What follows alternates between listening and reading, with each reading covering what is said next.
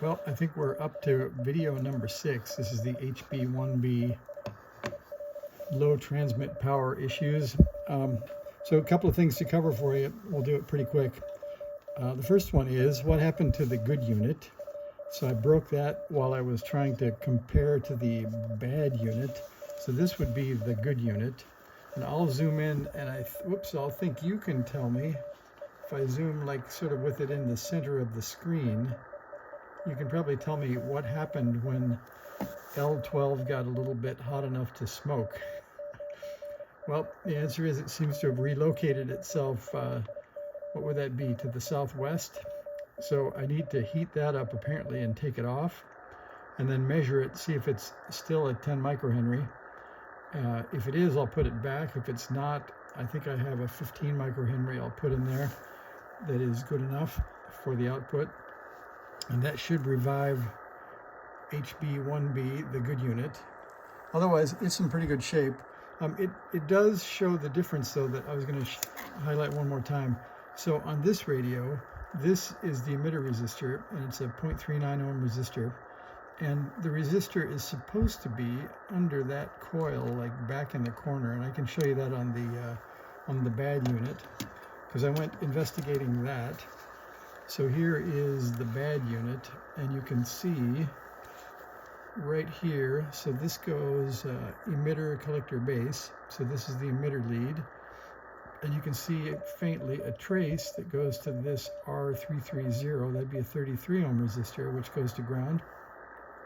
So that's why I had about 3 volts of signal on the emitter lead, more than I expected. But apparently they're looking to have a little bit of temperature stability or current stability, because when the current goes up, it'll bias down the base a little bit and hopefully slow things down. So on top of that, we have the same inductor here. That's the collector inductor. And I was sort of, if I remind you of the schematic, I'll zoom back for that. Whoops, that's in.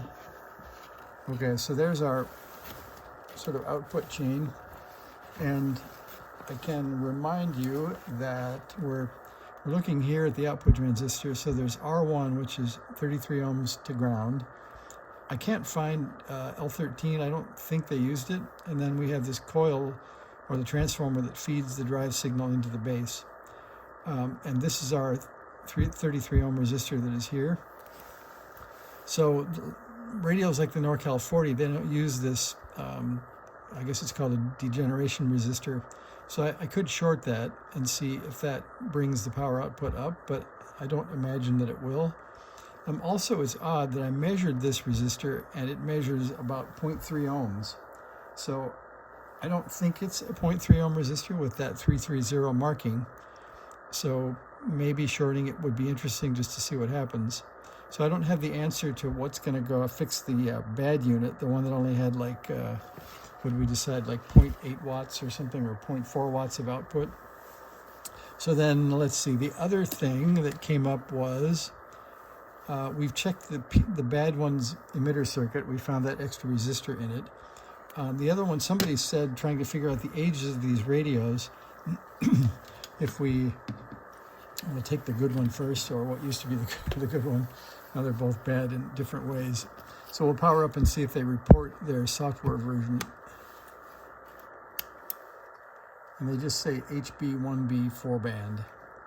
So I don't think I get any new clue. 4-band QRP is all we get. And there's a little flash before that, and I think it's just VFO 07CW showing first, and then they put the product version on top.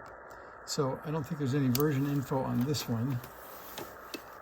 And let's see about this one.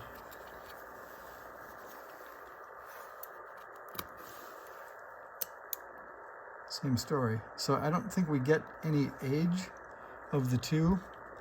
If there is an age for having the charge circuit, then we could say that the bad unit might be newer because it has the charge circuit for the LiPo batteries. So that could be a clue. Other than that, we don't know. And I don't see, well, let's see. This says HB-1B 8A. I guess there's our best clue. So an 8A. And of course, This one says HB-1B 8. So I guess an A must be newer than just an 8. So we'll give that some credit. If you have one that's newer or older and it has a number, does anybody have a B or a C? Or maybe the newer radios have a different sort of marking. Anyway, that's what I've got tonight. I'm gonna heat up on the good unit. We'll give some heating there to our displaced L12 and see if we can get that back on the board the way it should be. And then I'll report back and see if we have a good unit again. So thanks for the quick one. See you on session 7, I guess. See ya.